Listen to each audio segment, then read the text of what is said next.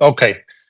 First of all, Mark is a very dear friend and very esteemed colleague, and has made enormous contributions to the field. And so I have the highest regard for him, and I always enjoy listening to his talk and learning from it. Having said that, both giving the task of talking about stereotactic surgery and en bloc resection to Mark is.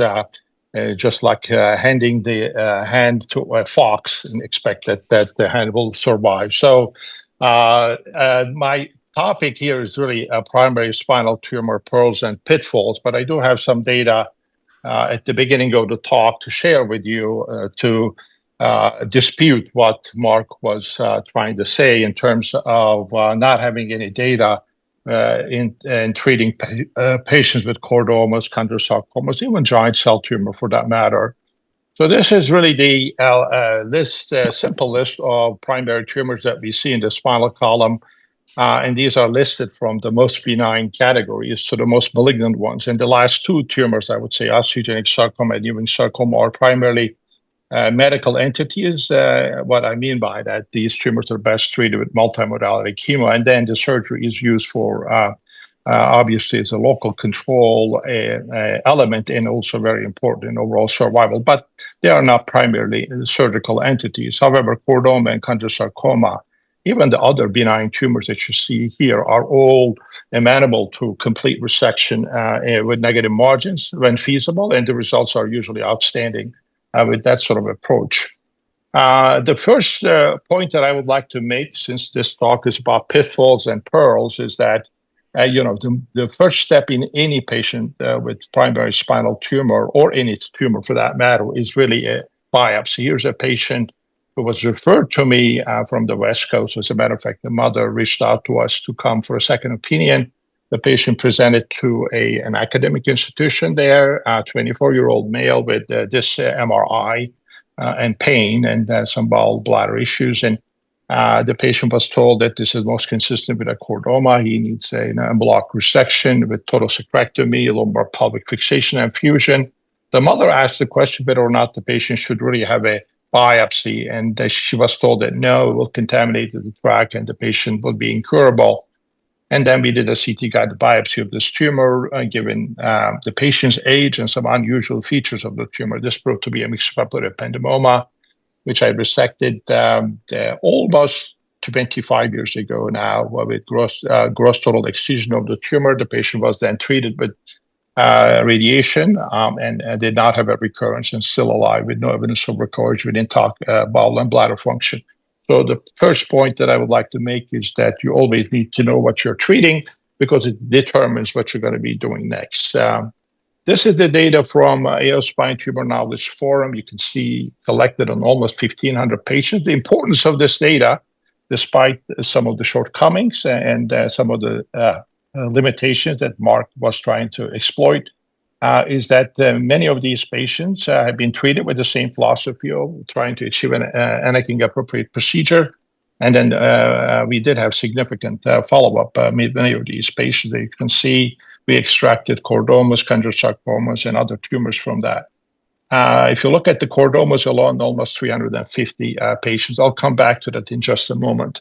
A couple of words about the en bloc resection. There are, three types of en bloc resection. You can do an en bloc wide resection where the tumor is removed. There's healthy tissue around it.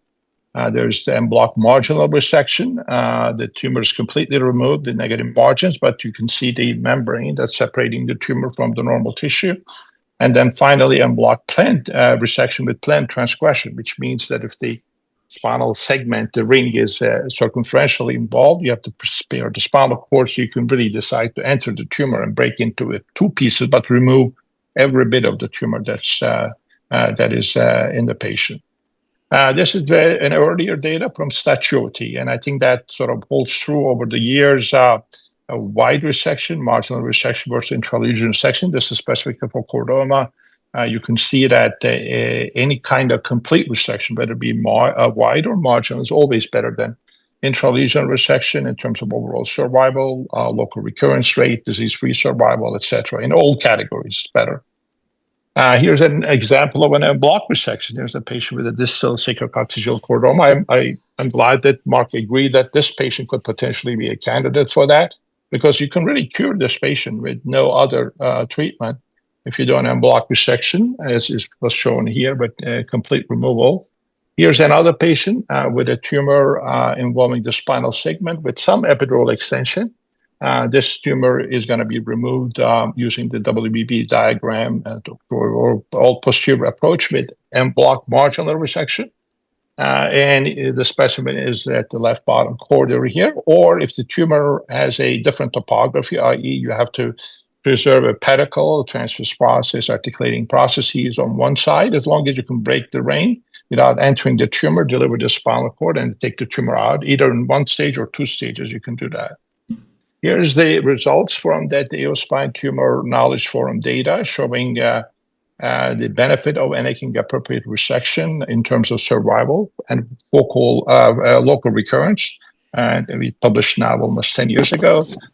This is our experience with bloc resection. You can see most patients had chordoma, some chondrosarcoma, some other sarcomas, very occasionally Mets, other more benign primary tumors. But you can see osteoblastomas, ABCs, giant cell tumor, even angiomas can be treated with bloc resection very effectively.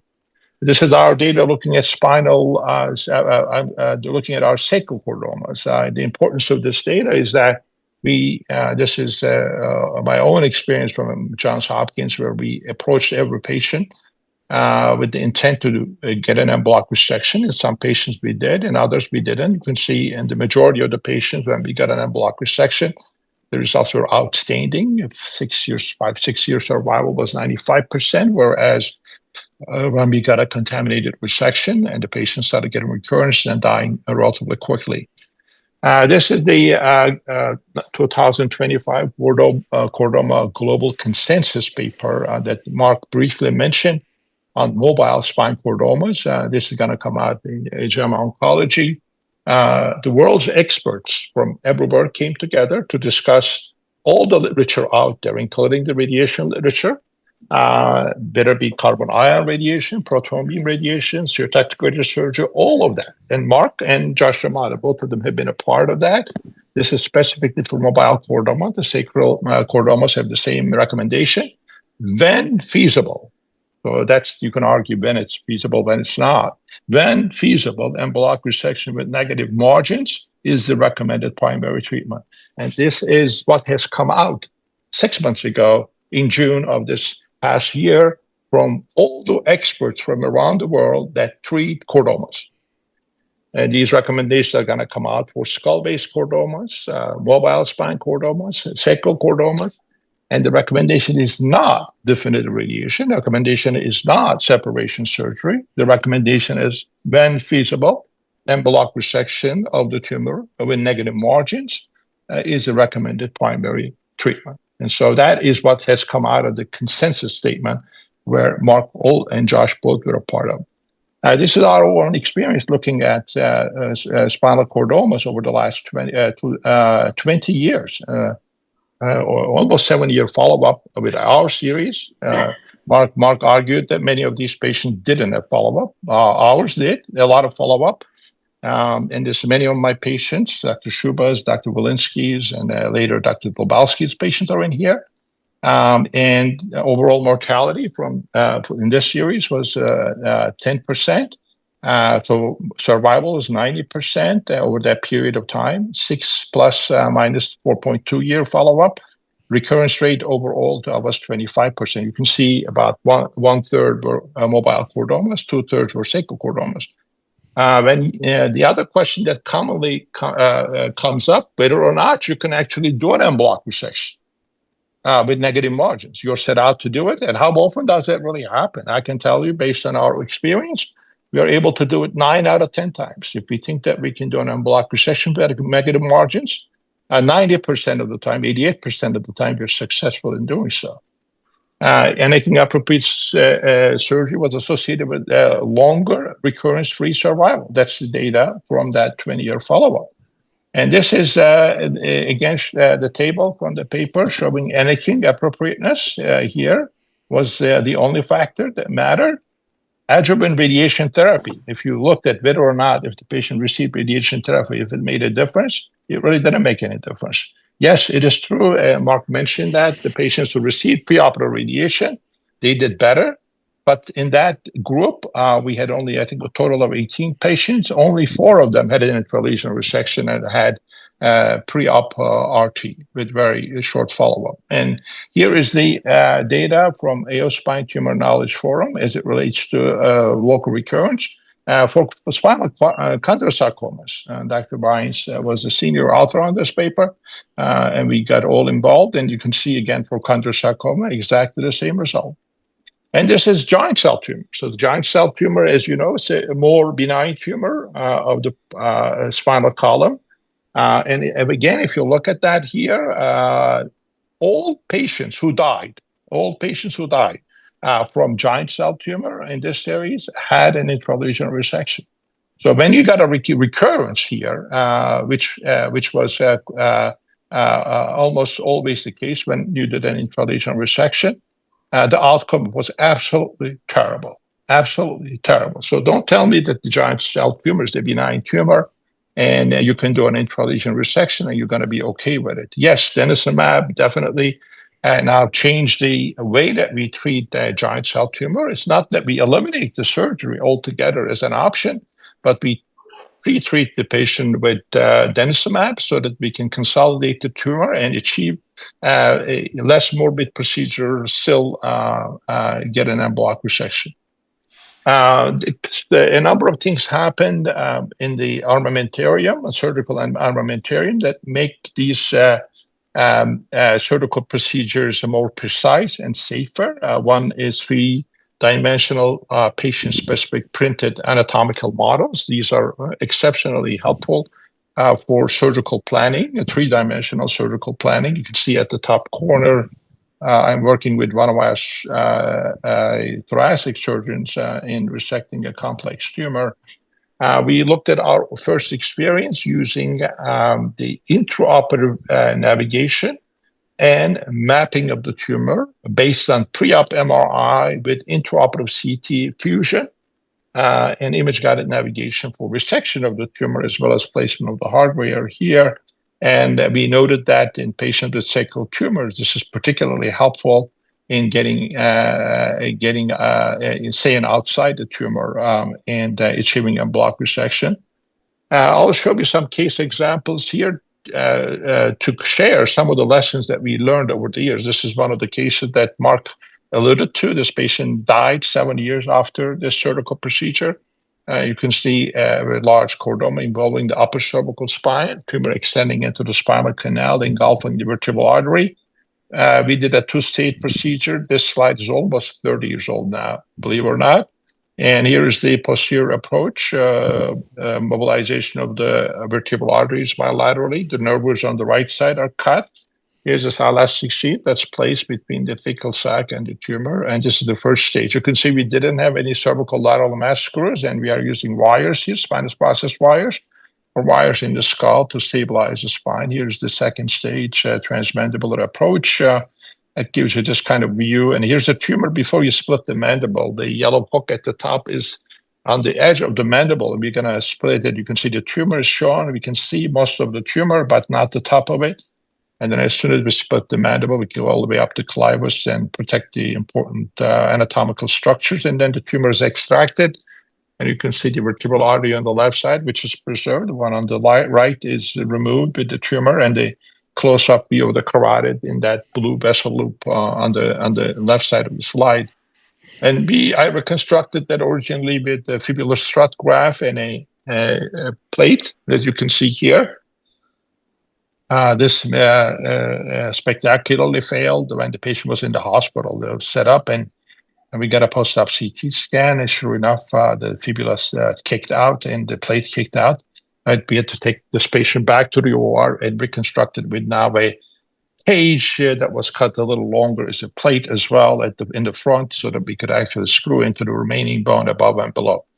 And here is the artist illustration showing this construct. Here's the specimen. And here is the MRI. Yes, sometimes the tumor is beyond what you see. You see that vertebral body has T2 signal change in it. Sure enough, the extracted specimen has the tumor in that particular vertebra. So if you didn't take that out, yes, I suspect the patient would have gotten a recurrence there eventually. But what we learned from this case is that when you take out the anterior part of the spinal column from the base of the skull all the way somewhere down into the lower cervical spine, the immediate intuition is to go and reconstruct the anterior column, but we forget the fact that the anterior column here really doesn't do very much because the weight from the skull is really transmitted to the occipital condyles down to the lateral masses of C1 is shown here, and then subsequently through the pedicles of C2 anteriorly to the anterior column. And so if you really remove the C1 arch, and particularly, and then C2, 3, 4, for example, you should not really worry about reconstructing the anterior column so much because the weight transmission here is through the occipital condyles and lateral masses, and idea is to reconstruct that. And here's an example where we took technology and applied it.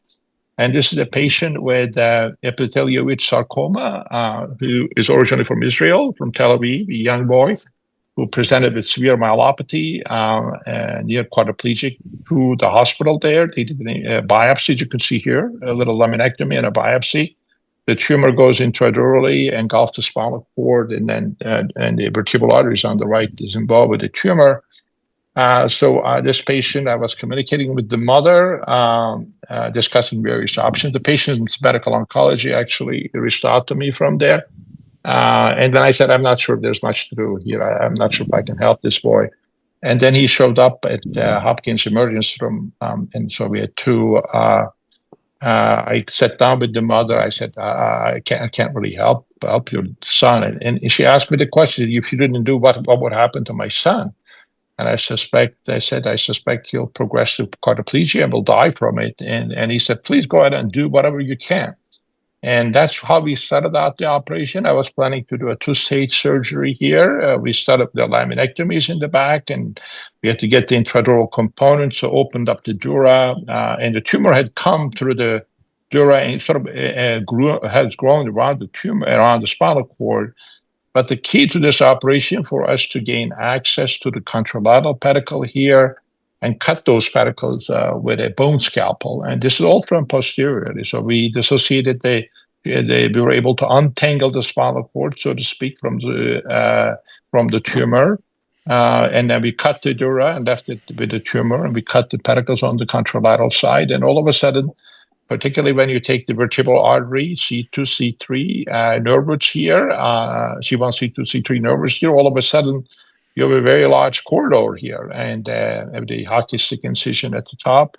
And that allowed us to do all of this dissection all from posteriorly, and then free it up from posterior pharynx, great vessels in the back.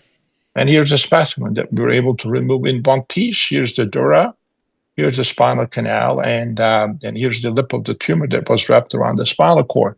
Now, we had to go and reconstruct that, and you can see here a huge gap in the front from the clivus all the way down to, I think this is C5 here, and there was nothing in between. I learned from the other case that it's not the key to fill up this defect, but to reconstruct the lateral mass here. So we took a cage here, cinemash type of cage, and lodged it underneath the occipital condyle, and then made holes in the cage and attached it to the posterior construct and locked it in place. So we transmitted the weight from here down the condyle, down to the cage, and then with the pedicle screw lower down here, through the rod down into the anterior column. And here's in the OR how it looks like. This is the head of the patient on the right side, the feet are on the left side. Here's the cage that's replacing the lateral masses from condyle all the way down to the remaining lateral mass of C6. And here's a dural patch that we had to put in there. Took 3 patches to be able to put that together. And the rod, this is the immediate post-op CT when the patient's still intubated. You can see here is the patient's post-op MRI after he got extubated. huge pseudomeningeal cell here, but it's not an issue because it's not communicating with the mouth. Imagine if we had done a transmandibular approach here, all that CSF would have been in the patient's mouth. And then here is the reconstruction of the lateral mass using the cage that is attached to the posterior construct with false lateral mass screws here. And then, sorry, this came again here. Let's go through here. And then, again, I said, based on this, we reconstructed as such. So that's the lesson we learned from the original case and applied it to this one here. We also recognize that, transmandibular approach is not always the best option. Here's a patient with a multiply recurrent chordoma presented with cervical myelopathy after proton beam radiation, after stereotactic surgery, everything exhausted. And then we had to find another way to get this tumor out without going through the patient's mouth. And here's what we've done. And this is almost got 15 years ago. This is then endoscopic surgery was not that popular. And here is we used a matrix tube, cut the end of it. I guess it's just a tube that we use for transodontoid screw replacement. Coupled that with an endoscope, coupled that with image-guided navigation, locked the patient's head into a Mayfield head fixator, used the image-guided navigation frame here. And you could achieve this kind of resection through the neck of the patient without going through the mouth, just as ACDF approach from anteriorly. So here's another way to avoid the problem, CSF leak, meningitis, and all that would come in a patient who was previously radiated, multiply operated. Here's the patient that Mark showed that, this could have been a piece of cake in terms of treating with radiation. Yes, this patient did get a recurrence about a year later, a small recurrence after a bloc resection right around the vertebral artery on the right side. This was treated with stereotactic surgery, focal stereotactic surgery to that area. And this particular proton beam radiation therapy, and then this patient's still alive 6 years after the surgical procedure with no other recurrence. So for this one, we planned a two-stage surgery, first from anteriorly, this kind of approach, the trapdoor approach. And you can see here the incision we are making. This is an intraoperative CT scan that we did. You can see fused with the tumor. And the tumor is visible here. We are using image-guided navigation. The reference frame is attached to the patient's rib here. And then we are cutting the bone here in the middle, right next to the tumor, using a diamond burr, which is also navigated. And the second stage is done from posterior, like we do with Pancoast tumors. Go and cut the ribs distally and then extract the tumor. Here's a tumor that's taken out. Here's the intraoperative CT with reconstructed images showing the chest wall missing here. And here's the ghost image of the hardware here. And here's another patient where the image-guided navigation is so helpful. There's a chordoma, thoracolumbar junction involving 3 levels. Here's the 3D printed patient-specific model on the left, and here are the images on the right. Here's the intraoperative CT. Now here we took the patient's pre-op MRI scan, fused it with the patient's intraoperative CT scan, painted it. And you can see orange is the tumor. And now we are navigating, and we can get very close to the tumor without violating it at every stage. And this was the first stage of the operation that was done previously. And this is the second stage where now we are opening up from the front. I was not able to cut the nerve roots here. We start pulling the tumor. I could finally see the roots and individually took them. And here's what it looked like from the chest. And here's the posterior view here after the tumor is extracted. 3 nerve roots were cut on that side. And here's the sagging spinal cord and the construct here, double rotting, as you can see here. These are terribly biomechanically destabilizing procedures, and hence you need to make sure that you have adequate reconstruction of this. And here's a specimen that's taken out in one piece.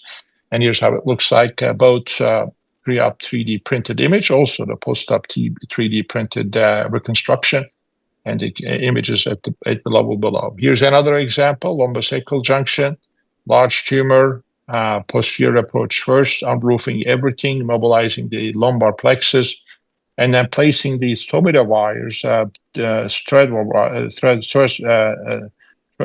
wires to be able to cut the spinal column precisely, which we will be retrieved from the front. And we will also use these wires that are wrapped around the posterior construct to stabilize the cage.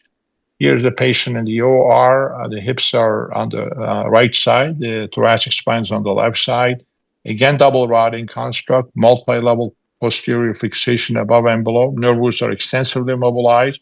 Here is the wire that's going to be used to stabilize the cage that's tucked in on either side. Here is a tomato saw. You can see there that is also tucked in underneath the thecal sac. And this is the second stage, midline laparotomy, separation of the vessels, retrieval of the wires, cutting of the spinal column, reconstruction of the anterior column, but the cage, which is tied to the posterior construct with the wires we were previously implanting from posteriorly. Here's the specimen that's taken out in one piece.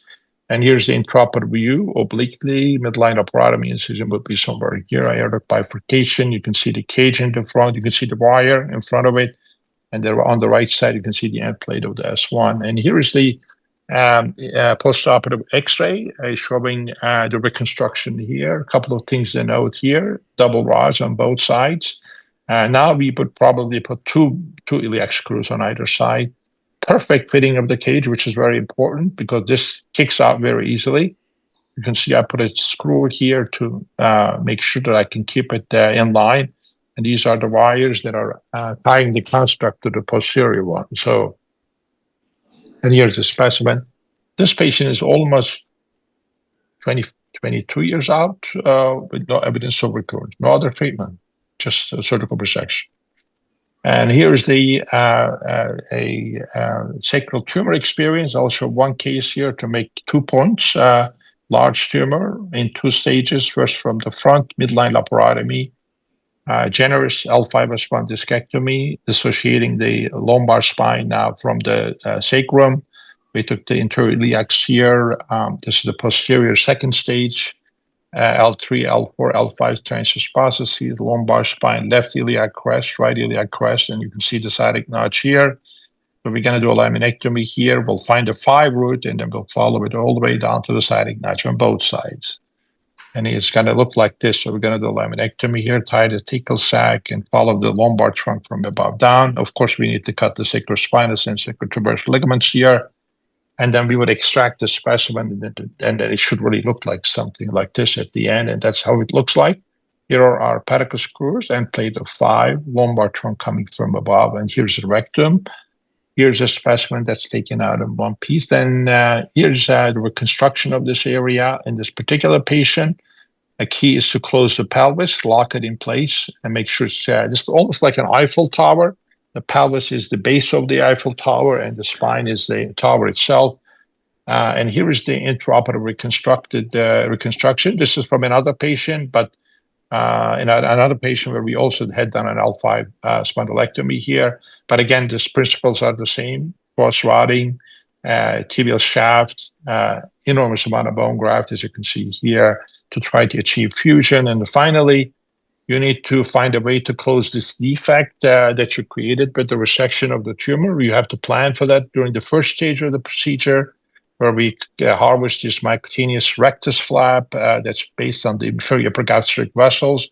Here's in the OR during the first stage of the operation. This is tucked into the belly, pulled through the back, sewn in place, and that's how it looks like after it heals.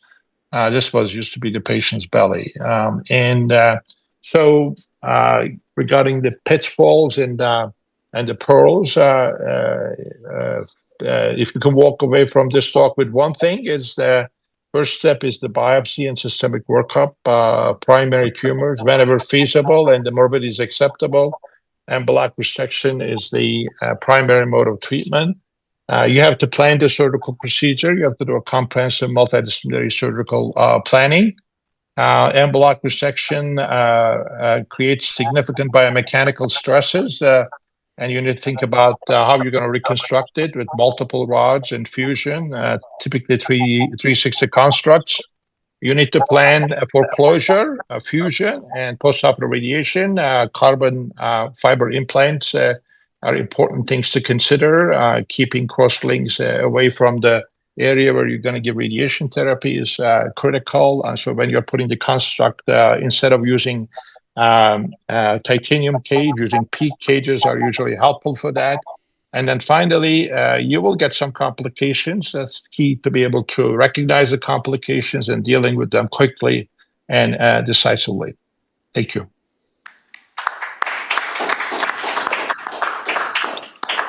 Thank you, Ziya. This is obviously an amazing talk.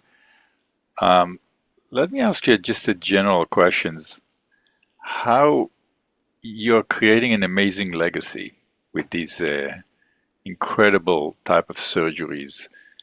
What's your thoughts about making sure that, regardless whether it's radiation versus en bloc, that our next generation, young surgeons who come train with you and many others, learning those type of techniques. Obviously, this is very difficult surgeries, and it's beyond just us as surgeons, but also creating an environment that can support these kind of surgeries with other surgeons, with the medical oncologists, the radiation oncologists. As you're getting now as a chair and as you're moving along with your life and your career, how do you see yourself making sure that that type of capability exists in the world to be able to do these type of surgeries? Well, I'm hoping that Mark is going to be able to treat all of these tumors with radiation, and Yeah. and our medical oncologists are going to be able to identify targeted therapies for this, and so we wouldn't have to do these types of surgeries. These are, highly technically demanding, full of complication and risks, and of course, I think this is for the patients. You have to have an honest discussion with them, what to expect and what's going to happen, and how this is going to evolve. I know Mark is at one extreme of the spectrum. Maybe I am perceived to be at the other extreme of the spectrum, but I do believe in radiation therapy. I feel radiation therapist is my dearest colleague, and I try to take advantage of that as much as I can. And I do agree with Mark that I think particularly perioperative radiation therapy, neoadjuvant radiation, is incredibly helpful to minimize the local recurrence. I don't think it's as helpful in the postoperative setting because the target is missing and the surgical field is very messy.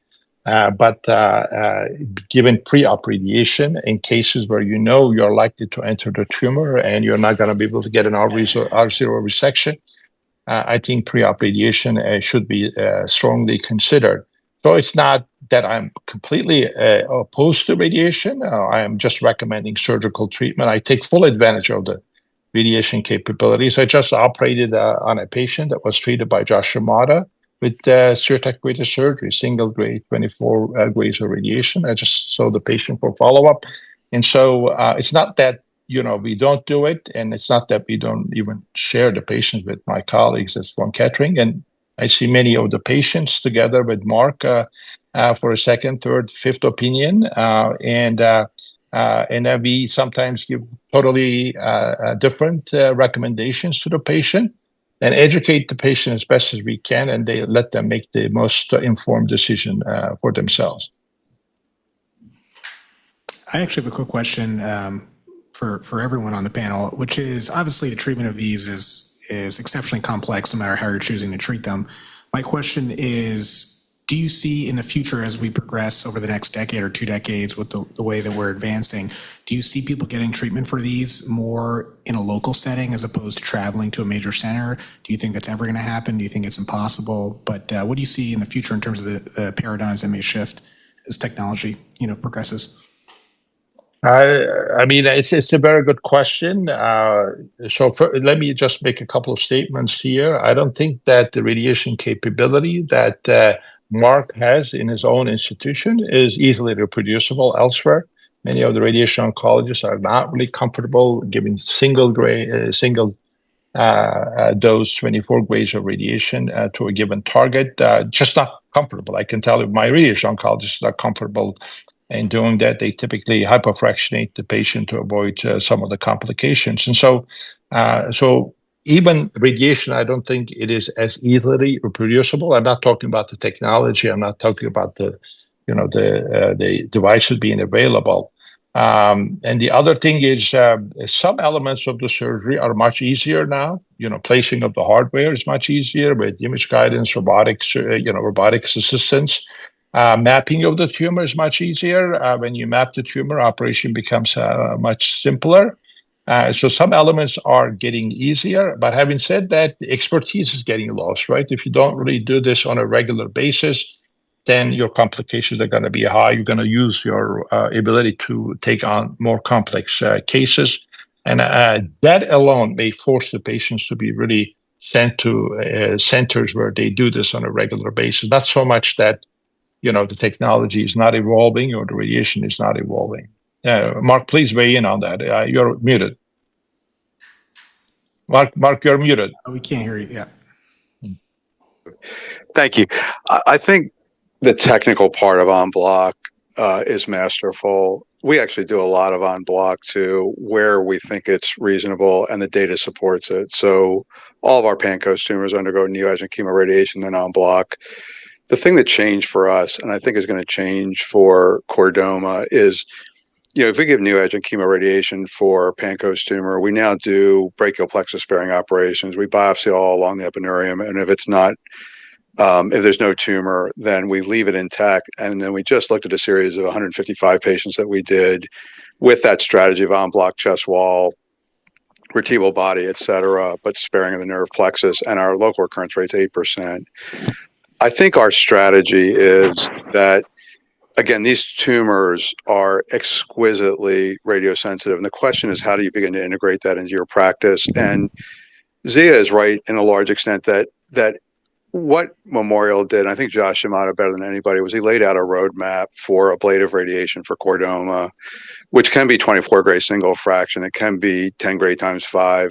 His radiation oncologist at Hopkins also laid out that roadmap with a very powerful paper saying that ablative radiation for chordoma was a BED of 74 gray. And so you can do that with protons, carbon ions, or photons. Many people, because protons are so readily available, very comfortable treating to those doses. And at the end of the day, there's a 5 to 10% difference how you do it. So those techniques of radiation will be readily available, and ultimately people will be comfortable with 24 gray. We think that high-grade core compression with hypofractionated, it's going to be another 10 years before people will do that, but we laid out a roadmap. We know it's safe, and we know it's effective. So I think the radiation will get more widely distributed, as it should be. But at present, it is okay if you do a surgery, even a separation surgery like they did in that patient that I showed at the beginning, and then send it to us for really high-end radiation. There's nothing wrong with doing that. The converse is more true, and I think this is where we're getting a little bit, we showed you data, and I would love to ask Ziya what kind of radiation data it would take for him to think that it is as effective as en bloc resection, because I think the data is pretty compelling. And I know that that there was a sentence that the feasibility, if it's feasible to resect en bloc, you should, came out. But that was after a lot of debate and a lot of discussion and a lot of disagreement. And ultimately, we sort of gave up on saying that radiation definitive was equivalent. But when we got to the algorithms that just came out yesterday, it's very clear that the group in general saw, and it was written in the original thing, that radiation was a big part of that. Even if you en bloc resect, the recommendation is for radiation. And I think if you look at the sacrum, it's kind of the same, right? Like most of the orthopedic oncologists do not do en bloc sacrectomy anymore. And that includes Pete Rose at Mayo, who was the most aggressive, who would take gluteus and piriformis because he thought there was microscopic disease. And he no longer irradiates, with very rare exceptions. So I think you're going to see this transition.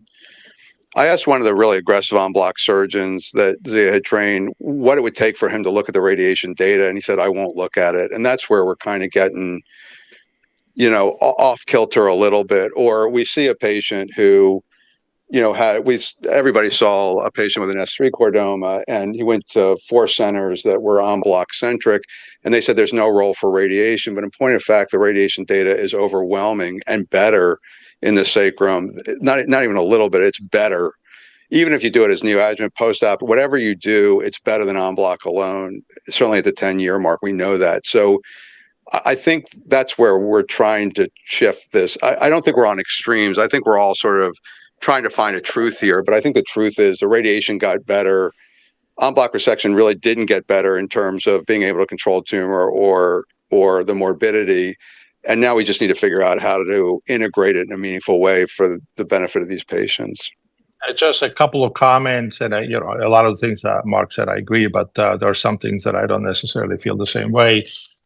One is definitive radiation. I think you need to be careful about using the term definitive radiation because what happens to the patient after you radiate them and they recur. And when I was in Italy speaking with my colleagues there that do use proton beam radiation therapy to take for sacral chordomas, if the patient gets a recurrence after carbon ion radiation, where they have the capability there are no options for the patient. There are no options for the patient where the surgical option is completely off the table. You already maxed out on the radiation. Basically, you throw your hands off and you say, done. Well, I think that, right. So you can't operate because of the morbidity, but I think SBRT is probably going to be the better gig for sacrum because it's such a superficial structure. There's an inordinate amount with proton beam and carbon ion of skin toxicity. And it may be a little bit too conformal in some ways because what you're not picking up with protons or carbon ions is that microscopic penumbra that defines the recurrence. And so we don't know, but there's a probability that you'll see more marginal recurrences. And they need to get better at defining, potentially, I think, the clinical target volume, which has been a big issue in the sacrum. In the mobile spine, it's not as much, only because we've been doing it for metastatic disease for decades, and we know that clinical target volume that defines a microscopic penumbra. And so even in separation surgery, which we do exactly like we do for metastatic disease, we're not really seeing marginal recurrences.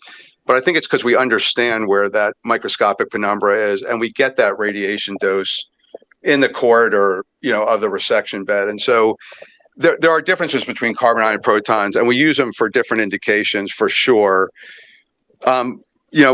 Carbon ions, I think it was carbon ions that really, is sort of scorched earth, and it is. The converse is that the recurrence rates are extraordinarily low and the neuropathy rates are relatively low. And so, it's like you do a high sacrectomy, you lost bowel bladder, and you're going to have dysfunction for life with and a high probability of recurrence, right? If you do radiation alone, there are other strategies. You can go back and operate after SBRT, presumably after protons, although you're going to have wound issues that you have to deal with. But it's all relative risk, right? And so I think, especially high sacral tumors, even at the Chordoma Foundation meeting, right, the guidelines now suggest that you can go to en bloc plus minus radiation, or you can go to definitive radiation. And that's the recommendation for S 1 to 3, where you're going to have a high probability of losing bowel bladder. So I think en bloc has a role, but not in lieu of radiation, i.e., oftentimes you're still going to need radiation. And then definitive radiation in many of these series is showing really durable long-term tumor control. And we'll get our series out of those 80 patients that got single fraction radiation in the next, hopefully month or two. And we'll show you that this control is durable. We're not really seeing recurrences and the complication rates are low. Mark, Yeah. No, thank you.